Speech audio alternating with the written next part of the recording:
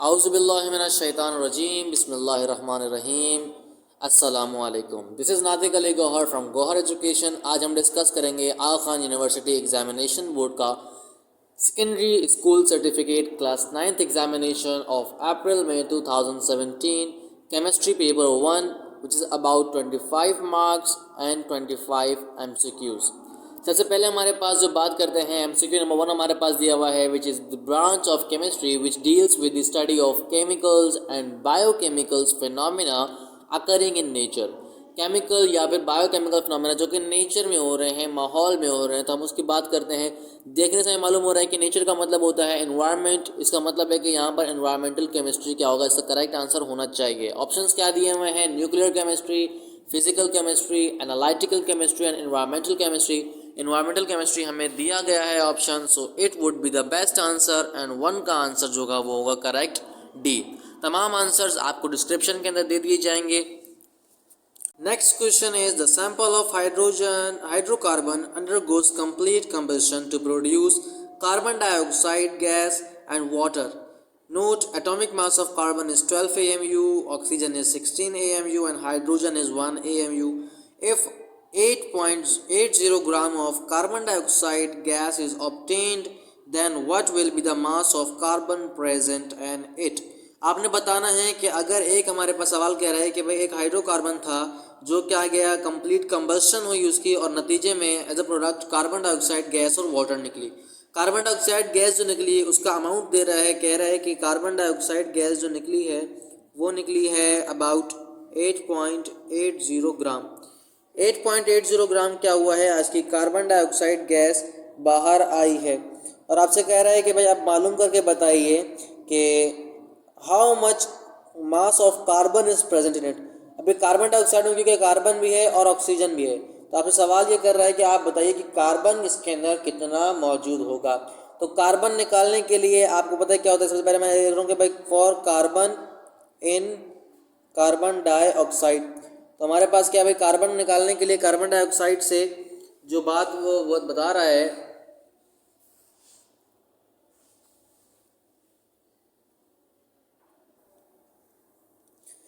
बताना ये है कि कार्बन का मास कितना होगा कार्बन डाइऑक्साइड के अंदर. कार्बन डाइऑक्साइड का मास दे दिया है 8.80 ग्राम और उसके अलावा आपको कार्बन का, ऑक्सीजन का और हाइड्रोजन का दोनों का, तीनों का एटॉमिक मास भी दे दिया गया है. कार्बन डाइऑक्साइड का सबसे पहले हम क्या करेंगे मालूम करने के लिए, सबसे पहले हम क्या करते हैं बेसिकली एक काम कर लेते हैं कि सबसे पहले कार्बन डाइऑक्साइड का अपना मास निकाल लेते हैं. कार्बन का मास होता है 12 प्लस ऑक्सीजन का होता है 16. ऑक्सीजन कितने हैं यहाँ पर, 2 हैं, तो हमने 16 को 2 से मल्टीप्लाई कर दिया. नतीजा हमारे पास क्या बनेगा 12 प्लस 32. 12 प्लस 32 कितना होता है 44 ग्राम. तो मतलब है कि भाई कार्बन डाइऑक्साइड का अपना मास कितना है 44 ग्राम है. अब हमें मालूम करना है कि कार्बन का कार्बन डाइऑक्साइड में कितना मास होता है.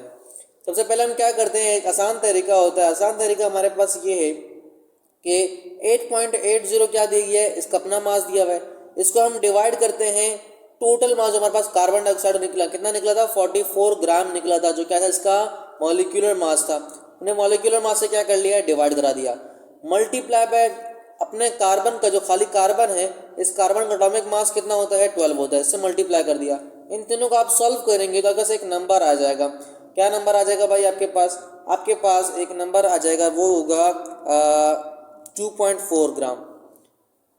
2.4 क्या आ जाएगा, उसका आंसर आ जाएगा. और क्या ये ऑप्शन दिया गया है आपको, आप कैलकुलेटर पर चेक कर सकते हैं. 2.4 आंसर आएगा, ऑप्शन दिया गया यस, आपको 2.4 ऑप्शन दिया गया है जो कि ऑप्शन ए है. तो मतलब ये कि अगर आप 8.80 कार्बन डाइऑक्साइड आपको मिल रही है तो उसके अंदर 2.4 ग्राम क्या है कार्बन मौजूद है.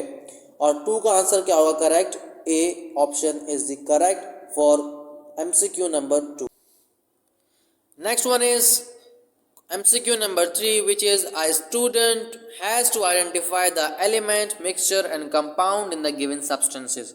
4 substances दिए हुए हैं, आपने बताना ये है कि इनमें से कौन सा एलिमेंट है, कौन सा मिक्सचर है, कौन सा कंपाउंड है. नीचे आपको क्या दे रहा है, which of the following arrangement is correct about the given substances.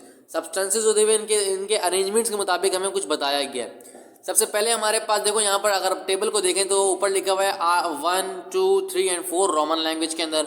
और नीचे लिखा हुआ है A B C and D. A B C and D क्या है हमारे पास ऑप्शंस हैं, 1 2 3 एंड 4 क्या है हमारे पास उन सब्सटेंसेस के नाम है जो हमारे पास बताने हैं हमने।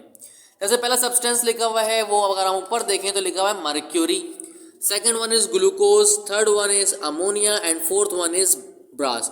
आपने बताना है कि इनमें से कौन सा एलिमेंट है, कौन सा मिक्सचर है एंड कौन सा कंपाउंड है। मर्क्यूरी क्योंकि हमारे पास Hg जिसका सिंबल होता है Hg एक एलिमेंट है, तो मतलब है कि 1 क्या हो गया हमारे पास एलिमेंट हो गया। अब इससे चेक करें, 4 ऑप्शंस दिए हुए हैं, 4 ऑप्शन में जो 1 के अंदर लिखा हुआ है 2 जगह एलिमेंट्स लिखा है, 2 जगह कंपाउंड्स लिखा हुआ है। तो जहां पर कंपाउंड लिखा है मतलब सी एंड डी जो ऑप्शन होगा वो तो क्या हो जाएगा ऑटोमेटिकली करेक्ट, रॉन्ग हो जाएगा। क्यों? क्योंकि हमें पता है कि मर्क्यूरी एक एलिमेंट है, कंपाउंड नहीं है। तो मतलब ये कि दो ऑप्शंस एलिमिनेट हो गए, पीछे बचे ए एंड बी। अब इन दोनों में चेक करना है। नेक्स्ट वन दिया हुआ है ग्लूकोज। ग्लूकोज क्या होता है C6H12O6 इसका फॉर्मूला होता है और ये क्या होता है एक कंपाउंड होता है। तो ऑप्शन 2 में देखते हैं कंपाउंड लिखा हुआ है जी, दोनों में कंपाउंड लिखा हुआ है, तो अभी तक हमारे पास इनमें से कोई एक हम डिसाइड कर नहीं पाए। Next one is ammonia. Ammonia का फॉर्मूला होता है NH3 जो कि एक कंपाउंड होता है, नाइट्रोजन और हाइड्रोजन, 3 हाइड्रोजन और 1 नाइट्रोजन का मिलकर बनता है हमारे पास। तो क्या थर्ड में दिया हुआ है हमें जी, थर्ड में हमारे पास ऑप्शन बी जो दिया हुआ है उसमें कंपाउंड लिखा हुआ है, ए पे मिक्सचर लिखा हुआ है। अमोनिया क्योंकि मिक्सचर नहीं होता तो इसलिए हमारे पास बी क्या होगा ऑप्शन करेक्ट होगा। फिर भी हम चौथा पढ़ लेते हैं, चौथा है ब्रास, और आपको पता है कि ब्रास क्या होता है 2 मेटल्स का मिक्सचर होता है, एक एलॉय होता है। तो ऑप्शन बी जो हमारे पास है वो करेक्ट है, जिसके मुताबिक मर्क्यूरी एक एलिमेंट है, ग्लूकोज एक कंपाउंड है, अमोनिया भी एक कंपाउंड है और ब्रास एक मिक्सचर है। तो क्वेश्चन नंबर जो MCQ नंबर 3 था इसका correct answer is B. Next one is a tritium is an isotope of hydrogen which figure shows the atomic structure of tritium। ट्रीशियम का अटोमिक स्ट्रक्चर बताना है आपने, आपको पास 4 ऑप्शंस दिए हुए हैं 4 अटोमिक स्ट्रक्चर बनाकर। पहला अगर आप गौर से देखें चारों के अंदर क्या है, पहले शेल के अंदर 1 इलेक्ट्रॉन है जो कि हाइड्रोजन का होता है। असल जो बात है वो क्या है, असल बात उसके अंदर जो न्यूक्लियस में लिखा हुआ P is equals to 1 and N is equals to 0, A में लिखा हुआ है, बी में लिखा हुआ है P is equals to 1 N is equals to 1, C में लिखा हुआ है P is equals to 1 N is equals to 2 and P is equals to 1 and N is equals to 3 लिखा हुआ है डी के अंदर। आपको मालूम होना चाहिए ट्रीशियम का स्ट्रक्चर कैसा होता है। ट्रीशियम की अगर आप बात करने जाए तो ट्रीशियम हमारे पास होता है हाइड्रोजन 1 एंड 3, 1 इसका अटोमिक नंबर होता है, अटोमिक मास इसका 3 होता है। अटोमिक मास 3 होने का मतलब ये है कि इसके अंदर सम ऑफ न्यूट्रॉन एंड प्रोटॉन क्या होंगे 3 होंगे। मतलब ये कि प्रोटॉन कितने होंगे, जितना अटोमिक नंबर 1 होता है। अब 3 में से 1 निकालो तो 2, न्यूट्रॉन कितने होंगे 2 होंगे और प्रोटॉन उसके अंदर 1 होंगे। तो यहाँ पे कोई ऐसा स्ट्रक्चर बनाया हुआ है जिसके अंदर प्रोटॉन 1 लिखे हुए हैं और न्यूट्रॉन 2 लिखे हुए हैं जी बिल्कुल। सी हमें क्या देगा, अगर आप गौर से देखें तो लिखा हुआ है P इज इक्वल्स टू 1 मतलब प्रोटॉन 1 है, N इज इक्वल्स टू 2 मतलब न्यूट्रॉन 2 है और इलेक्ट्रॉन तो एक ही बना हुआ है हमारे पास। तो सी क्या होगा, इसका करेक्ट आंसर होगा स्ट्रक्चर ऑफ ट्रीशियम, बिल्कुल करेक्ट बनाया हुआ है कौन सा, option C. Next one is how many neutrons are present in an atom with atomic number 9 and mass number 19। Simple सा, ये तो बड़े ज़बरदस्त आसान MCQ आपको दे दिया गया है कि आपको किसी भी एटम का एटॉमिक नंबर दे दिया गया और मास नंबर दे दिया गया है। आपको मालूम करना है कि उसमें न्यूट्रॉन कितने होते हैं। आपको पता है कि भाई न्यूट्रॉन मालूम करने का तरीका क्या होता है, A-Z। ए हमारे पास एटॉमिक नंबर होता है या फिर बोलूँ मास नंबर होता है, और ए हमारे पास होता है एटॉमिक मास या मास नंबर होता है और जेड हमारे पास एटॉमिक नंबर होता है। यहाँ ए दे दिया 19 माइनस एटॉमिक नंबर दे दिया 9, 19 में से 9 निकालेंगे तो 10 आंसर आएगा। 10 दिया हुआ है, बिल्कुल दिया हुआ है, और 5 का option B which is 10 is correct. Next one is question number 6, which of the following represent the electronic configuration of potassium. Potassium की इलेक्ट्रॉनिक कॉन्फ़िगरेशन बतानी है। आपको पता है इलेक्ट्रॉनिक कॉन्फ़िगरेशन बताता है किस तरीके से, जितना उसका एटॉमिक नंबर होता है उतना ही हमारे पास। आपको 4 ऑप्शंस दिए हैं, उसमें डिफरेंट इलेक्ट्रॉनिक कॉन्फ़िगरेशन आपको बताई गई है। आपने सिंपली क्या करना है, देखो पोटेशियम का एटॉमिक नंबर कितना लिखा हुआ है 39 और 19। 39 इसका एटॉमिक मास है, मास नंबर है, और 19 इसका एटॉमिक नंबर है। तो आप चेक कर लें कि भाई ये जिस तरीके से इलेक्ट्रॉनिक कॉन्फ़िगरेशन दी हुई है इनमें किसके अंदर 19 बन रहे हैं। अब देखो पहले लिखा हुआ है 1s2 2s2, 2 और 2 कितने होगा 4, 2p6 6 मिलाए तो 10 हो गए, 3s2 2 मिलाए तो 12 हो गए, एंड 3p5 5 मिलाए तो कितने हो गए 17, मतलब A is wrong. Next one is 1s2 2s2 2p6 10 हो गए, 3s2 3p6 ये तो 18 हो गए, यहाँ में 19 चाहिए तो ये भी क्या हो गया wrong. C is 1s2 2s2 2p6 10 हो गए, 3s2 3p6 ये हो गया 18 एंड 4s1 ये होगा 19। तो मतलब है कि ये आंसर क्या होगा हमारे पास करेक्ट होगा, करेक्ट इलेक्ट्रॉनिक कॉन्फ़िगरेशन हमारे पास पोटेशियम की है। लेकिन फोर्थ वन देखते हैं कि हो सकता है ये भी 19 बन रहा, तो 1s2 2s2 2p6 10 हो गए, 3s2 12 हो गए, 3p6 18 हो गए एंड 4s2 कितने हो गए हमारे पास 20 हो गए। तो हमें 19 चाहिए, क्योंकि क्या दे रहा है हमें ऑप्शन सी के अंदर मिल चुका है। तो ऑप्शन सी क्या होगा हमारे पास, इसका करेक्ट आंसर होगा। Next one is the tendency of an atom to have 8 electrons in the valence shell either by gaining, losing or sharing of electron to attain an electronic configuration of nearest noble gas is called। Simple सा आपको बोल रहा है भाई कि अगर कोई atom चाहता है अपने आप को बैलेंस करना तो क्या करता है, 8 इलेक्ट्रॉन्स अपने वैलेंस शेल में रखने की कोशिश करता है। किसी भी तरीके से या तो इलेक्ट्रॉन को गेन करता है, या तो लॉस करता है, या तो शेयर करता है। इस लॉ को हम क्या बोलते हैं, इस रूल को हम क्या बोलते हैं? ऑक्टेट रूल मतलब होता है हमारे पास, आपको पता है डेफिनेशन थ्योरी से ली गई है ये। ऑक्टेट का मतलब होता है इसमें 8 इलेक्ट्रॉन्स अगर कोई एलिमेंट एटम अपने पास रखने की कोशिश कर रहा है उसको हम बोलते हैं ऑक्टेट रूल। ऑप्शन बी दिया हुआ है डुप्लेट रूल, सी दिया है पीरियोडिक लॉ एंड फोर्थ दिया हुआ है ऑफ बॉब प्रिंसिपल। हमारे पास जो ऑफ बॉब प्रिंसिपल ये अलग चीज़ है, पीरियोडिक लॉ भी हमारे पास एक अलग है। डुप्लेट रूल हमारे पास होता है कि जिसके अंदर एटम चाहता है कि मैं सिर्फ और सिर्फ 2 इलेक्ट्रॉन्स अपने आउटर मोस्ट शेल में रखूं जो कि हाइड्रोजन और हीलियम ही फॉलो करते हैं। बाकी जितने एलिमेंट्स हैं जो कि 8 इलेक्ट्रॉन्स चाहते हैं उसका हम बोलते हैं ऑक्टेट रूल, और 7 का answer A is correct. Next one is which of the following statement is false about polar covalent bonds, sorry polar covalent compounds. Polar covalent compounds के हवाले से कौन सी स्टेटमेंट गलत है? सबसे पहली बात, दे डिजॉल्व कम्प्लीटली इन वाटर, बिल्कुल, क्योंकि पोलर कोवेलेंट कंपाउंड्स पोलर होते हैं इसलिए वो क्या होते हैं, कम्प्लीटली डिजॉल्व हो जाते हैं। Next one is they show electronegativity difference as zero, जबकि ऐसा नहीं होता, वो जीरो नहीं शो करते electronegativity difference. Next is they carry partial positive and partial negative charges, बिल्कुल करेक्ट है। पोलर कोवेलेंट कंपाउंड्स के पास partial negative and positive charges होते हैं। Next one is they have unequal sharing of electron between bonded atoms, इनके दरमियान जो sharing of electron होती है वो अनइक्वल होती है, और यही तो वजह होती है कि जिसकी वजह से इनके ऊपर partial positive and negative charges आते हैं। तो मतलब है कि option A, C and D are correct. जो ऑप्शन बी दिया हुआ है हमारे पास ये क्या है, एक फॉल्स स्टेटमेंट है फॉर पोलर कोवेलेंट कंपाउंड। तो इसका मतलब इसका आंसर क्या होगा, 8 का आंसर होगा option B, they show electronegativity difference as zero. Next one is 9, which of the following bond is present between copper atom that allows copper to conduct electricity. भाई copper हमारे पास एक एटम है, उसके अंदर क्या चीज़ होती है, कौन से बॉन्ड्स होते हैं उनके एटम के दरमियान, इसकी वजह से वो क्या करता है, इलेक्ट्रिसिटी कंडक्ट करता है।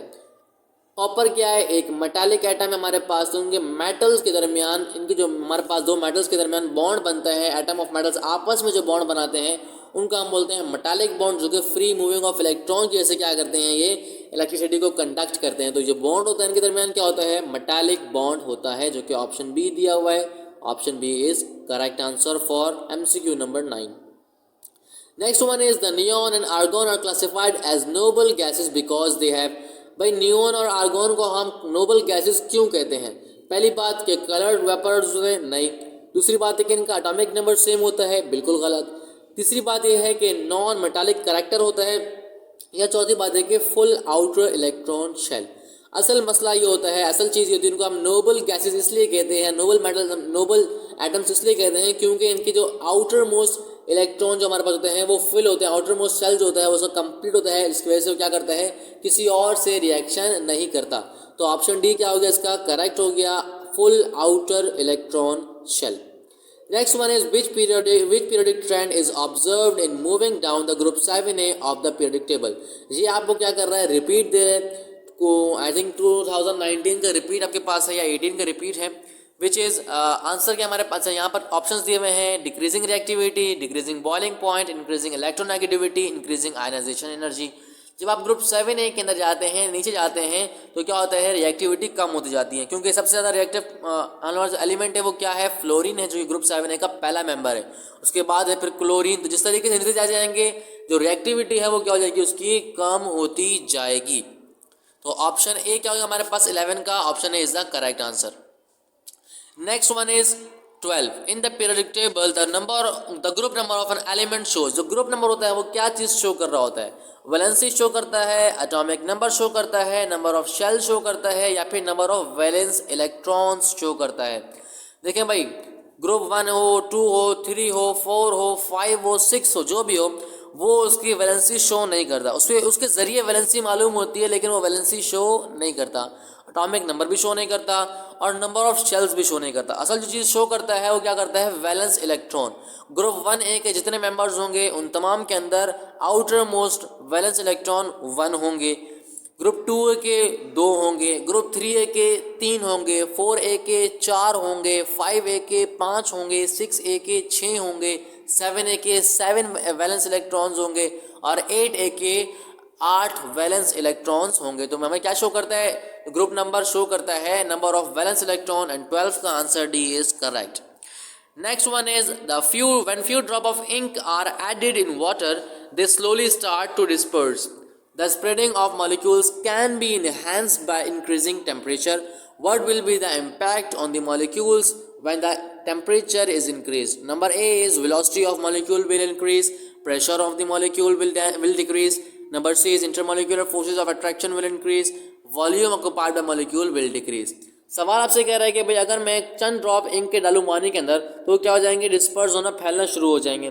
अगर मैं इस फैलते हुए को गर्म कर दूं, टेम्परेचर बढ़ा दूं उसका, तो क्या होगा? वो जल्दी फैल जाएंगे।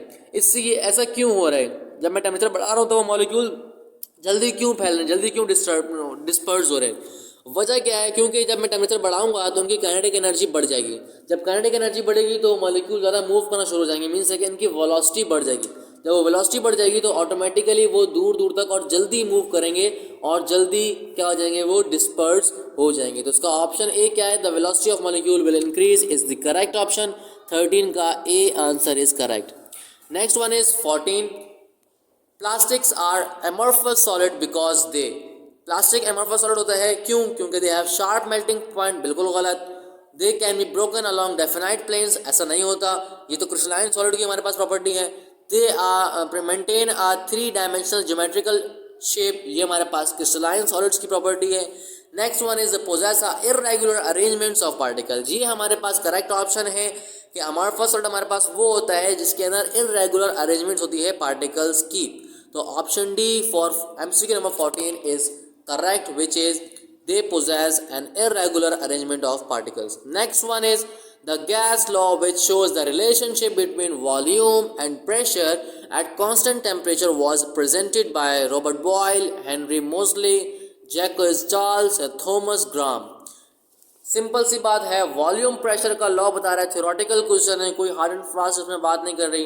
कांस्टेंट टेम्परेचर के अंदर वॉल्यूम और प्रेशर का जो रिलेशनशिप है वो लॉ किसने बताया था? वो लॉ बताया था रॉबर्ट बॉयल ने। तो इसका मतलब है कि 15 का ए जो आंसर है वो बिल्कुल करेक्ट आंसर है। Which of the following is not an example of aqueous solution? Question number MCQ number 16 हमें ये पूछ रहा है कि बताइए कि इनमें से कौन सी चीज़ है जो कि एग्जाम्पल नहीं है aqueous solution की। aqueous solution क्या होता है इससे पहले आपको मालूम होना चाहिए। aqueous solution हमारे पास वो सोल्यूशन, या ये बोल लूँ कि लिक्विडिक फॉर्म में जो सोल्यूशन होता है उसको हम बोलते हैं aqueous solution। ऑप्शन दिए हुए हैं ब्लैक टी। ब्लैक टी क्या होती है? लिक्विड फॉर्म में, तो मतलब ये कि aqueous solution है, बिल्कुल करेक्ट। सी वाटर, वाटर क्या होता है? लिक्विड फॉर्म में होता है, तो ये क्या है? एक्वस सॉल्यूशन है। ऑरेंज जूस क्या होती है? लिक्विड फॉर्म में होती है, तो ये भी एक्वस सॉल्यूशन है। Next is whipped cream. ये व्हिप्ड क्रीम क्या लिक्विड फॉर्म में होती है? बिल्कुल नहीं, ये लिक्विड फॉर्म में नहीं होती, इसलिए क्या होता है हमारे पास? ये एक्वस सॉल्यूशन की गलत एग्जाम्पल दी गई है, ये एक्वस सॉल्यूशन की एग्जाम्पल नहीं है। इसका आंसर क्या होगा? 16 का आंसर डी इज करेक्ट कि ये हमारे पास एक्वस सॉल्यूशन की एग्जाम्पल नहीं। Next one is 17. If 16 centimeter cube of acetone is dissolved in water to prepare 200 centimeter cube of aqueous solution, solution आपको क्या दे रहा है? सॉल्यूट का भी आपको वॉल्यूम दे रहा है और आपको सॉल्यूशन का भी वॉल्यूम दे रहा है। The volume percentage of the solution will be. अब बताना है कि परसेंटेज निकालनी है, वॉल्यूम। सिंपल सा, कोई हार्ड एंड फास्ट के अंदर बात नहीं कर रहा है। आपको वॉल्यूम परसेंटेज निकालनी है। क्या वॉल्यूम दे रहा है भाई? आपको वॉल्यूम दे रहा है 16। सॉल्यूट का वॉल्यूम क्या है? 16 है। डिवाइड बाय सॉल्वेंट का वॉल्यूम क्या है आपके पास? सॉल्वेंट का वॉल्यूम है 200 सेंटीमीटर क्यूब। आपने क्या निकालना है? सॉल्यूट का वॉल्यूम सॉल्यूशन का वॉल्यूम मल्टीप्लाई बाय 100, क्योंकि आपने परसेंटेज निकालने तो क्या करेंगे आप मल्टीप्लाई बाय 100 करेंगे। आपने सिंपली क्या करना है, इसको सॉल्व करना है। 2 0 से 2 0 कैंसिल, 2 1 जा 2 8 जा 8 क्या आ रहा है, इसका आंसर आ रहा है। आपको यहाँ पे ऑप्शन दिया हुआ है, यस बिल्कुल ऑप्शन डी दिया हुआ है 8.00%। तो इसका आंसर क्या है 8.00% is answer which is correct for MCQ number 17। D option is correct. Next one is MCQ number 18। MCQ number 18 कह रहा है the molarity of given sodium hydroxide solution will be. आपसे मोलारिटी पूछ रहा है, एटॉमिक मास ऑफ सोडियम भी दे दिया है, ऑक्सीजन भी दे दिया है, हाइड्रोजन भी दे दिया है। यहाँ पर एक डायग्राम बनाई गई है, आप देख सकते हैं 500 cm³ क्या दिया आपको, एक सोडियम हाइड्रोक्साइड दे दिया गया है जिसका आपको मास भी दीजिए कितना 15.8 ग्राम NaOH। सबसे पहले आप लिखेंगे, आपको पता है कि फार्मूला ऑफ मोलारिटी क्या होता है, कि मोलारिटी का जो फार्मूला होता है, मोलारिटी बराबर होती है, molarity is always equal to number of moles of solution, या फिर जो हमारे पास चीज़ है उसका सब्सटेंस का number of moles divide by volume of solution in DM³ के अंदर जो हमारे पास सॉल्यूशन का वॉल्यूम है वो आपको निकालना है। सबसे पहले आपको मोल्स निकालने होंगे ना, तो मोल्स कैसे निकालेंगे, उसके लिए आपको गिवन मास तो दिया हुआ है 15.8 ग्राम, लेकिन आपने फार्मूला मास निकालना है। तो NaOH का फार्मूला क्या होता है भाई, Na कितने होते हैं 23 प्लस O कितना है 1 है, इसका एटॉमिक मास 16 प्लस ये कितना है भाई हाइड्रोजन 1 है। इन तीनों को प्लस करेंगे क्या बनेगा 40 इज द आंसर। आप प्लस करके देख कर सकते हैं। अब हमारे पास ये तो क्या निकला, इसका मॉलिक्यूलर मास निकला, हमें क्या निकालना है मोल्स निकालना है। तो मोल्स का फॉर्मूला होता है N is equals to given mass कितना दिया है 15.8 डिवाइड बाय 40। इसको आप डिवाइड करेंगे आपके पास कोई आंसर आएगा 0.395 क्या आएगा, इसका आंसर आएगा। ये तो आ गए मोल्स। आपने क्या निकालना है भाई, वॉल्यूम इन DM³ निकालना है। आपको वॉल्यूम किस में दिया हुआ है CM³ में। तो पहला काम क्या करेंगे भाई, आप ये जो वॉल्यूम आपको दिया हुआ है 500 cm³, इसको डिवाइड करेंगे 1000 के साथ, तो क्या हो जाएगा, ये कन्वर्ट हो जाएगा ऑटोमेटिकली किसके अंदर DM³ में, तो हो जाएगा 0.5 DM³। अब आप ये 0.5 वैल्यू और ये 0.395 को डिवाइड करेंगे, किस तरीके से करेंगे भाई, देखिए यहाँ पर लिखेंगे हम लिखेंगे 0. मोल्स कितना है हमारे पास 0.395 डिवाइडेड बाय वॉल्यूम कितना हमारे पास आ रहा है, वॉल्यूम आ रहा है 0.5 DM³। तो मैंने यहाँ लिख दिया 0.5, इसको हम डिवाइड करेंगे, डिवाइड करने से कोई ना कोई आंसर आएगा हमारे पास। क्या आंसर आएगा, उसका मैं आपको आंसर बता देता हूँ। इसका आंसर आपके पास आएगा 0.79 मोलारिटी क्या आएगी, इसका आंसर आएगा। अगर आपको मेरी बात पर यकीन नहीं है तो आप कैलकुलेटर से चेक भी कर सकते हैं। क्या ये ऑप्शन दिया हुआ है, बिल्कुल ऑप्शन सी हमारे पास दिया हुआ है 0.79 मोलर, और 18 का ऑप्शन सी क्या है correct answer. Next one is MCQ number 19। Glucose is an non electrolyte because glucose एक नॉन इलेक्ट्रोलाइट है, इलेक्ट्रिसिटी को कंडक्ट नहीं करता। क्यों, क्योंकि पोलर मॉलिक्यूल है। बिल्कुल गलत, ये तो नॉन पोलर मॉलिक्यूल है। It is a covalent compound, हाँ ऐसा हो सकता है। Break ups into ion in water, नहीं, अगर जो आयन में टूट जाएगा तो फिर तो इलेक्ट्रिसिटी कंडक्ट करनी चाहिए इसको। कंप्लीटली डिजॉल्व इन वाटर, नहीं ये भी गलत है। जो ऑप्शन भी है कि it is a covalent compound, इस वजह से क्या हमारे पास ये electrolyte as a electrolyte act नहीं करता, क्योंकि ये एक कोवेलेंट कंपाउंड है और इलेक्ट्रिसिटी को कोवेलेंट कंपाउंड पास नहीं कर सकता। तो 19 का ऑप्शन भी क्या है करेक्ट आंसर है। Next one is all of the following can prevent corrosion of metal except. तमाम कोरोजन ऑफ मेटल मतलब है कि मेटल ख़राब होने का जो प्रोसेस होता है उससे बचा सकते हैं, सिवाय किसके, अप्लाइंग लुब्रिकेंट टू मेटल, इससे कोरोजन बचती है, बिल्कुल बचती है। Alloying the metal with other metals, बिल्कुल बचती है।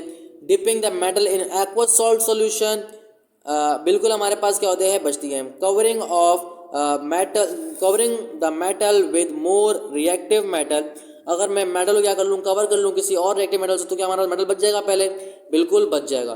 तो पीछे हमारे पास बच क्या गया है भाई, एक्वस सॉल्यूशन के अगर मैं डिप कर दूँ, देखो कोरोजन के लिए क्या क्या चीज़ चाहिए होती है, कोरोजन के लिए चाहिए होता है वाटर और ऑक्सीजन चाहिए होता है।